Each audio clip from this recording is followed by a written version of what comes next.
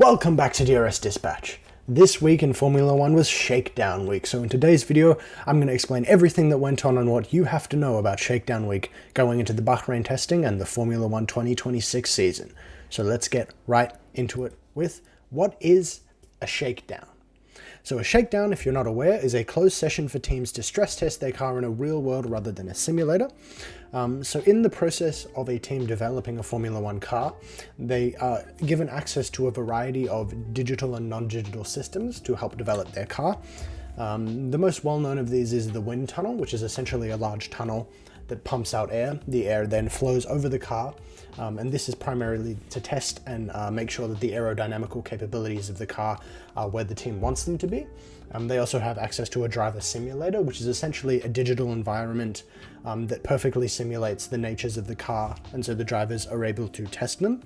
And during any given Formula 1 race weekend, you'll have the reserve driver back at the factory in the simulator testing different setups and things for the cars on the race weekend. Whereas a shakedown acts as the first major testing, or well, in this case it's the second, but the first major testing of the Formula 1 season, where cars are able to put their car together and then send them out on as many laps as they possibly can in a real environment with real world implications. And yeah. So this year, the Shakedown week ran from the 26th of January to the 30th of January, which, if you're already watching this, has passed. It was at the Circuit de Barcelona, Catalunya. And Formula 1 teams, it's important to note, are only able to run 3 out of the total 5 days, meaning they can only get their drivers to drive their cars for testing purposes 3 out of the 5 days. And even if they just drive in the morning, they're not able to then drive in a second afternoon on a different day. So it's only 3 days and they're not allowed anything beyond that. It's also important to notice that this testing purely was privatized, so no major media outlets other than the Formula 1 themselves and other journalistic news sites and stuff like that, whereas the upcoming Bahrain testing in a couple of weeks' time will be entirely public, broadcasted on a bunch of different sites. So with that being said, let's get into day 1. So, day 1, what happened on the Barcelona Shakedown? Well, let's get into it. So, we'll start off with which teams and drivers ran in day 1. Well, it started off with Kimi Antonelli, who was first out of the blocks in the Mercedes. And through that, they were able to gain significant mileage. Kimi was also able to enjoy a full day behind the wheel, with George Russell joining him in the afternoon. So both George and Kimi ran on the first day. And it's important to note here that Mercedes was able to run throughout the entirety of their 3 days without a single major problem or car breakdown, which is extremely impressive considering this is the first time they got their cars out. So it certainly puts a lot of hope on the reliability of the Mercedes, but it's very hard to tell because it's only been 3 days. Audi also made their first appearance with Gabriel Bortoleto. And yeah, alongside Gabriel Bortoleto in the Audi, Racing Bulls was also out, along with Cadillac, through Liam Lawson and Valtteri Bottas, respectively. Sergio Perez was then able to take up the remaining laps in the afternoon post-lunch. Alpine also managed to get out, fielding only one driver, who was Franco Colapinto, and Red Bull Isaac Hadjar was in action in the afternoon in the RB22, along with finally Esteban Ocon in the Haas. So there was a good amount of teams who joined the fray on Monday. Again, teams that were missing were McLaren, Ferrari, Aston Martin, and I think that's it if I'm not mistaken. So not unsurprisingly, most of the cars managed to get out in the first day. This was one of the days that had no rain, which was nice. The conditions were quite hot and quite dry. Following days would have had rain, which I think is why a lot of cars, they did have rain, which I think is why a lot of cars tried to get out as early as possible, so that they could make sure that things were okay before they were interrupted by rain and other various factors. But as we can see in this photo here, there did seem to be water on the track, so as we see, the Mercedes here is using the intermediate tires, which is cool. It's green, it's got a nice little Pirelli logo on, they look nice, but this is because there was still a lot of standing water on the track. So Yes, again, it's hard to glean exactly how the individual cars went. I'll try to pull up some driver timings in a second. But Bottas has said here that it was great to be back following his year on the sidelines, which is not surprising. And he quotes that, "I really enjoyed getting back on track. This was my first time I drove this car, so it's just good to be out there." Obviously, performance-wise, I wouldn't say much yet. The main thing is we got some running done, and at the end, we got a bit longer run in. So these are the first steps of debugging and getting everything to work better, which is good. I think it's cool that Cadillac was able to get out relatively problem-free. And yeah, I don't think there was any major reliance issues there, so I think it's cool that they were able to have a nice little positive for the team. Esteban Ocon also shared his initial impressions here, saying that he is feeling good, and he thinks, first of all, an unbelievable effort went into the team, and basically he says, like, all the drivers basically said similar things. I won't go over what all of them said, but basically they all just said they're happy and excited to be out, and lots of work to be done. The cars worked well, but again, it's very difficult at this point in the season and in this testing specifically to gauge exactly which cars are best performance-wise, because this testing is primarily about ironing out all the kinks and problems that the cars might be having. So, yeah, one important thing to note here is that Kimi Antonelli labeled his early run as very interesting. Which is not surprising. He's just basically saying it's nice to be in the car, but they've had to tune it a lot. So it seems like there might be some little bit of questionable activities going on with the power unit in the car. I think it's very difficult for all the drivers to be able to comment on how the cars are, because they're entirely different from how they've ever been before. So it's very much a learning experience for the drivers and for the teams. But I think it's great that it seems like a lot of teams are getting out with seemingly reliable cars, though who's to say in an actual racing scenario what might happen. So yeah, seems like Mercedes has had a positive day. And yeah, let's move on to Alpine here, where Colapinto seemed to comment on the good opening day, though in interviews that I saw, it seemed Colapinto was a little uncertain specifically, which is not all that surprising. But again, it's very different. It's hard to tell. He's going to try to make the most out of it and work with the team. And yeah, it's just exciting. They've got a few more days to get the car ready before Bahrain. And I think Alpine will go well. Certainly it's difficult exactly to comment on how the testing went and how I think different cars will be, though we'll pull up timings in a second.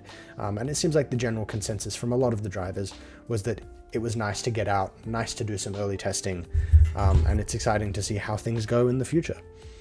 Hadjar also commenting from the Racing Bulls side that it was pretty productive, and they managed to do a lot more laps than expected, and everything went pretty smooth. Seems to me like a lot of drivers and a lot of teams were expecting a lot of hiccups and a lot of issues which just weren't present, which is a major positive and extremely exciting for the teams. So yeah, that's basically it for day one. Alright, so thank you to Planet Formula One. We're here, we have some unofficial test timings. It's important to note that these are all entirely unofficial. They're not from Formula One directly, but I think it paints an interesting picture. Just to see what the different timings were and how different teams went and the amount of laps that they did, and kind of comment what the perspective is on the amount of testing that they did. The actual testing official results are kept away from the public for obvious reasons, because it's a privatized testing. So yeah, let's discuss. In first, we had Isaac Hadjar in the Red Bull with a total lap time of 1:18.159 seconds. Overall, they did 107 laps, which was the second most total out of the day. Followed by George Russell in the Mercedes, who was 500th of a second behind on a total of 93 laps for the day. Followed by Colapinto in the Alpine, who was 2 seconds behind with 60 laps. Mercedes, Kimi Antonelli was 2.5 seconds behind in 56 laps. Haas was 3 seconds behind with 154 laps. Racing Bulls was 3.3 seconds behind with 88 laps. Cadillac was 6.4 seconds behind with 33 laps. Audi was 7 seconds behind with 27 laps, and Cadillac was in last with 11 laps. Now, if I had to give an immediate thoughts on these results, even though they are unofficial, I feel like it makes a lot of sense. The only one that's questionable to me is Kimi Antonelli in the Mercedes so far behind George, which I think is interesting. To give him the benefit of the doubt, maybe he wasn't trying his hardest because it was purely a testing thing, but who's to say? Yeah, Racing Bulls also being so low is quite interesting. Red Bull being first is not at all surprising, but quite interesting. I would have expected Mercedes to be first, to be entirely honest. But it's difficult to tell. Audi and Cadillac being on the bottom is not surprising to me. It's their first season in Formula One. I think it'll be difficult to expect anything major from them. But yeah, these are some interesting results. It certainly is reflective of how things have been. The Alpine being third is super interesting. We have heard Flavio Briatore talk the talk heavily about that team, so maybe there's a lot of positives there, but I'm not sure. Let's move on to day 2. What happened on day 2 of the Barcelona Shakedown? So day 2 was raining basically the entire day, so a lot of teams had kind of stunted running, or they didn't get what they wanted to out of the running. But we'll start off with what teams and drivers ran. Mercedes kicked off the day as they always do, followed by Ferrari. Charles Leclerc was the one driving the Ferrari, followed by Max Verstappen in the Red Bull, who finally made his appearance after not being in the first day, because Isaac Hadjar was. But there was rain, as I said, which arrived in the middle of the morning. So a lot of teams decided to hold back for obvious reasons, because rain is a very different scenario from what would traditionally be expected on a Formula One weekend, barring that the weather's not bad. But of course, there's always going to be rain in any given season on probably a couple of races, if not more. But it seems like a lot of teams decided to hold back a little bit, whilst Lewis and Isaac Hadjar also took over duty in the afternoon after the rain. But yeah, McLaren was also supposed to make their debut today, but they didn't due to the rain, which is unsurprising. It was kind of a very quiet day, with some final late running from Hamilton for the testing. And yeah, just not a lot happened because of the heavy rain. As it says here, McLaren has announced that they will be not attending to run day 1, which I think makes a lot of sense. And Aston Martin has also yet to participate, though they obviously will not be running until later in the afternoon, because that's what they've said. It also leaves Williams, who have actually recently said that they are running their own testing and that they have full confidence in the car and yada yada, but we'll cover that in next week's This Week on Formula One. But they weren't running, essentially, is all you need to know. Leclerc has admitted that it's nice to be back, and that it's an all-new car, and that essentially they're just trying to understand exactly what happened. He looks quite positive about the whole situation, which I think is exciting. As you said, it's not the best conditions, but they have to do what they have to do to make sure that they maximize the program and what they can get out of it. But yeah, it seems like there's a lot of positivity around Ferrari. Certainly there was from Lewis. It's very exciting. It'll be incredibly difficult to tell exactly where that Ferrari is, but certainly it hasn't broken down yet. So there's a little bit of hope here and there that because it hasn't broken down, maybe they've made a good car. Who knows? Hamilton also reflects here that it was very challenging today because he started in the rain. But again, it's nice. The tires are working quite productively. They got 120 laps or something, so a lot of really good running there. There was a red flag because of the rain, but overall he's pretty happy. It's very solid, and they definitely need to keep going. And of course, there's lots and lots to do for every team. But it's a good first day. So exciting for Lewis there. In terms of what's next, that's basically it for day 2. Not much happened. And let's move on to the unofficial results for day 2. Here we have some unofficial timing results. There wasn't that many teams that ran today, but in first place we had Red Bull with 1:19 and 5:78 for a total of 25 laps, which is not that much, but it's not surprising, it was raining. Next we had Charles Leclerc in the Ferrari for a total of 65 laps. He was he was 1.2 seconds behind. Next we have Isaac Hadjar, who was a total of 12 seconds behind after 43 laps, and Lewis Hamilton, who was 13 seconds behind after 53. That was day 2. Let's move on to day 3, where McLaren finally made their appearance in their special Shakedown livery, and Lando Norris made his first appearance with the number 1 on his car. But we'll talk all about that in a second. Again, morning started out with Mercedes, first to head out as per usual. It was then Arvid Lindblad in the Racing Bulls with his his second official Formula One appearance, which is very exciting. Hopefully he went well. We'll see in a second. Franco Colapinto was back in the Alpine along with Ollie Behrman in the Haas and Nico Hülkenberg in the Audi, followed by McLaren, who was only piloted by Lando Norris. And then after the lunch break, Kimi Antonelli took over the McLaren along with Pierre Gasly, who did his first laps for Alpine. As it says here, it was quite a busy session with a number of cars obviously wanting to get out after the kind of stunted previous laps of yesterday's session. But yeah, some nice sunny conditions before darkness fell, because of the clouds probably, if I had to say. And again, Aston Martin also yet to run, which is interesting. And as it says here, Williams has previously confirmed that they have passed all mandatory crash tests and are ready for pre-season testing. This came after the news that they had not passed the mandatory crash tests, which was certainly concerning, but it's good to hear that they're going and ready for the test now. That's quite good. So yeah, in terms of how many teams and there are left to run and what days they have remaining, Red Bull have 1 day remaining, along with Mercedes, Racing Bulls, Haas and Alpine and Audi, with all of the squads having used 2 days so far in the first 2 days. Cadillac and Ferrari have also only done 1 day, along with McLaren, which has also done 1 day, so they both have 2 more days to go. Russell has finally spoken, saying we got a huge amount of laps in today with Kimi and I, which was great. He also says here, joking, that the track was very cold this morning, but everything went smoothly, which is great. Again, things have gone incredibly smoothly for the Mercedes, which is an extreme positive. I think Mercedes are putting themselves in a really good position to have a really quality motor vehicle this year, so I think keep an eye on Mercedes. To get through the first round of shakedown testing with not a single major engine problem is extremely impressive, but a lot of teams seem to be doing the same with no major issues, to give them the benefit of the doubt. But I think it's really good for Mercedes. Russell seems quite happy, and so yeah, it's exciting. I think it's cool. Russell also says here that they're going to do more qualifying style runs depending on the weather in Thursday and Friday, which is exciting. And here we have Arvid Lindblad in his interview, which he said the extensive mileage was really good and he was very happy with the run today. I think it's great that the rookie was able to get a lot of time in, and I'm excited and very happy for him and the entire V-Carbon Ford program. Obviously there's a lot of work to do with the Red Bull powertrain being an entirely new thing, though certainly it looks like it's a positive so far. Nothing has majorly broken down.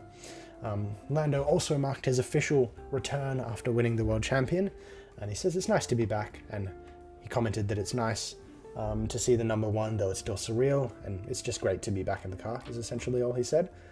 Behrman also admitted that he was happy to be back, but he's doing quite well, and there's just lots of good testing going on. And Gasly seems to be quite positive about everything as well, so it's exciting. But yeah, Audi, slow start for them, but they had some good laps. Lots of exciting things taken from day 3 from the drivers, and so on and so forth. And now we move on to the official, or the unofficial, apologies, testing times for day 3 of the Barcelona testing. In first, we have Kimi Antonelli in the Mercedes, followed by George Russell in the Mercedes, with some very good looking timings, so that's certainly something to look at. Followed by Lando Norris in the McLaren, which is not surprising. Seems also quite positive that the McLaren is able to get out in style like this with a high lap timing. We then have Franco Colapinto in the Alpine, followed by Pierre Gasly, Oliver Behrman, Arvid Lindblad and Nico Hülkenberg. Again, all of these times are quite representative of where I would feel that the racing drivers are sitting at. But the Mercedes look to be in an extremely positive position right now, which is not surprising considering everything that's gone for them. It's looking like it'll be a Mercedes year. But let's move on to day 4, which was the penultimate day. Unfortunately, it was cold and cloudy today, but several teams made an early entrance with the morning session. These teams include Sergio Perez, Kimi Antonelli, Liam Lawson and Lewis Hamilton, with Cadillac, Mercedes, Racing Bulls and Ferrari respectively, along with Oscar Piastri, who made his grand appearance in the McLaren, following yesterday's run with only Lando Norris. Along with that, Antonelli and Hamilton clocked up an extensive amount of mileage, along with getting our first official look at the Adrian Newey Aston Martin, which has been described as an extreme looking car with lots of interesting aerodynamical touches to it, which is interesting. I will comment on that more in This Week in Formula 1, because I think there's a lot to talk about there ahead of their official car reveal. Charles Leclerc also got underway in Ferrari, along with George Russell for Mercedes and Arvid Lindblad for Racing Bulls. And as I mentioned, Aston Martin made their debut with Lance Stroll, which is certainly an interesting choice. So yeah, again, no Williams. McLaren, Red Bull and Ferrari only have 1 day left and they have to run tomorrow, whilst a lot of other teams have used up their remaining days. Again, Mercedes looks extremely confident ahead of their final day. They've said that the testing went extremely well. There was no major hiccups. There's a lot of confidence there. I think this is going to be McLaren's year. Kimi looks quite stressed in this photo here, but I'm sure it's just a bad angle, or just a bad frame to pause at. And yeah, there's a lot of confidence there. There was no issues, or no major issues that they weren't able to fix. So I think there's a lot of positivity going ahead of the Bahrain testing, and obviously the unofficial lap times reflect that positivity. So I'm excited to see how Mercedes go. Again, Russell ended positively. Racing Bulls are still saying that, you know, they're trying their best. Things are looking positive. Again, Lindblad saying that everything was good. Hamilton admitted that he was pleased to gain some mileage, which is good. Lots of laps in for the Ferrari there.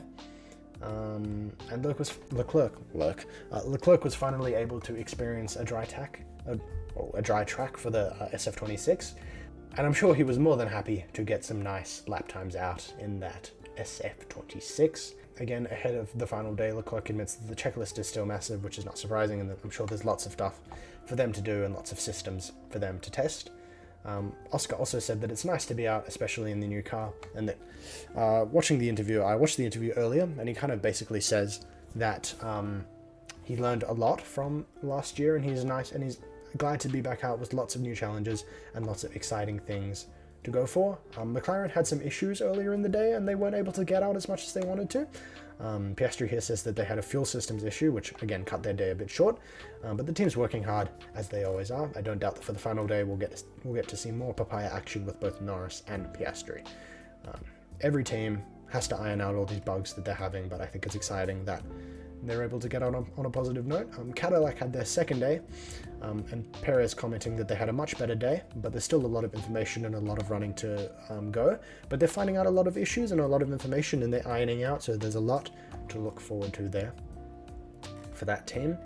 And here we have Lance Stroll saying, nice to be back in the car after a few weeks off. Everybody did a good job getting the car ready, and it was a long day. They're pushing flat out to get the car ready, so they got a few good laps in the end, and they're feeling good, which is exciting. Certainly it's a big project for Aston Martin with their partnership with Honda. Whether they'll be any good or not, who knows? It's difficult to say, but it's exciting that they're able to get out, and we're able to get our first look at that Adrian Newey Aston Martin, which I think a lot of teams are probably going to be taking some information from into the future, if I had to guess. So still 8 teams to run on day 5, and day 5 is the final day ahead of the 2026 Bahrain testing. So let's get into the unofficial testing results for day 4. Again, the top 2 we have Mercedes and Kimi Antonelli with a 1:16.4, which is even better than they did yesterday, which is exciting. We got Charles Leclerc in the Ferrari, followed by Oscar Piastri in the McLaren, Arvid Lindblad in the Racing Bulls, Lewis Hamilton a little bit further back, followed by Liam Lawson, Sergio Perez, and Lance Stroll, who was all the way down the bottom with only 5 laps, really. So this was very much like a let's hope the car works day. It seems like it does. So hopefully we see more running from the Aston Martin on day 5, but we'll see how it goes. So yeah, again, I think Mercedes are killing it. They're on top. Seems like they're going to be the car to beat. There's a lot of confidence there, followed by Leclerc in the Ferrari, which is interesting to me. Seems also like the Ferrari is quite good, but who knows. And then Oscar in the McLaren. If I had to guess, I think these timings are kind of emblematic of where the teams will sit other than Aston Martin. And I think Mercedes is looking really good. Ferrari's looking good. McLaren's looking good. Every other team is looking okay. But again, it's very, very difficult to tell, as this is only the first testing, and it'll be interesting to compare these timing results with the later official Bahrain testing results going into day 5 of the testing. Alright, so what happened on day 5 of the Barcelona Shakedown? So, day 5 was the 5th and final day of the Barcelona Shakedown as it comes to a close, before we move on to the Bahrain testing. Let's get over to which teams and drivers ran.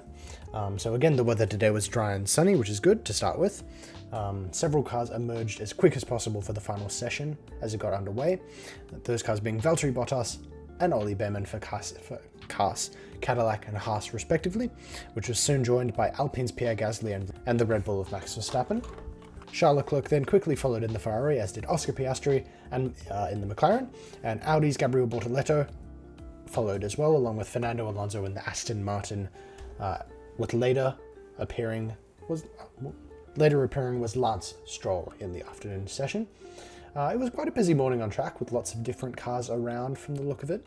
Piastri, Leclerc and Gasly gained some significant mileage, which is a massive positive. I think Piastri ended up doing around 80 laps with Leclerc doing a similar amount. And then, as is expected, some teams chose to swap their drivers for the afternoon session. These drivers were Lando Norris, who jumped into the McLaren, Lewis Hamilton taking over the Ferrari, and Esteban Ocon into the Haas, along with Nico Hülkenberg in Audi. So yeah, overall it was a pretty busy day again, the final day of testing, lots of teams doing their final day. Again, Williams was not running, as we previously mentioned, they've not been running at this testing at all. And teams like Mercedes and Racing Bulls had already completed their programs on day 4, so they also did not run or appear on Friday. The Aston Martin was a slight exception, as this was their second day, I think, running, and their final day, because they only ran for 2 days total. So this was their first kind of major appearance for Aston Martin, where yesterday they only did a handful of laps, so it wasn't too much. Piastri has again said that the day was successful. I think he mentioned it was a lot more successful than the previous day, or than the first 2 they've had, which was good. But nice to hear that they're going well and they're getting into a good rhythm and figuring out that MCL 40 as best as they possibly can. Norris also said that he's reasonably happy, which is good. Glad to hear that the McLaren testing is going well so far. The Ferraris yet again said that it was good and that they were able to get through their entire program and everything that they wanted to do, which is a major positive for the Ferrari team. It seems like they've had a large amount of testing without a lot of major hiccups, which is an extreme positive for the future of that car. Along with that, Lewis has commented again that there's so much to change and adapt, but they're quite happy with how everything has gone, and it's very exciting. So yeah, we've got Verstappen here talking for Red Bull on day 5 after some significant mileage, and he said it was overall pretty decent. The first morning I didn't get to do many laps with the weather basically, but he thought today was good. He did a lot of laps, they learned a lot, still a lot of things to look into and do better, but he says that's normal. But yeah, it seems like he's positive about the whole arrangement with the new engine and Ford, which is exciting. I think it'll be most interesting to hear Max's takes on the new regulations and how he feels about it in comparison to a lot of the other drivers. But he says it's still a work in progress, everything's a work in progress, and it will be until probably the middle of the year, even going into Australia. So yeah, Behrman again for Haas was happy with the mileage that they did in comparison to the previous run on Wednesday, it was over double the mileage, so that's exciting for him. They had no major issues with the car, which is also good. Behrman has commented in an interview that it's nice to be involved to help develop the car in terms of the previous season where it was just a direct continuation, and it's massively exciting for him to get to kind of lead that change instead of being just following the traditional specs like they do in Formula 2, which is a spec series. And yeah, Alonso also admitted here in his first interview that he's excited to be back in the car and that it was really exciting and really positive, and it was a great day for testing. Alonso seems to be very happy with the entire project, which I think is a major positive. Obviously, it's difficult as it's their first time working together with Adrian Newey, Honda, and Aramco in these new rules. Aramco I thought they were already with before, but I might be mistaken there. So yeah, overall, all the teams are extremely positive. Again, let's talk about Audi.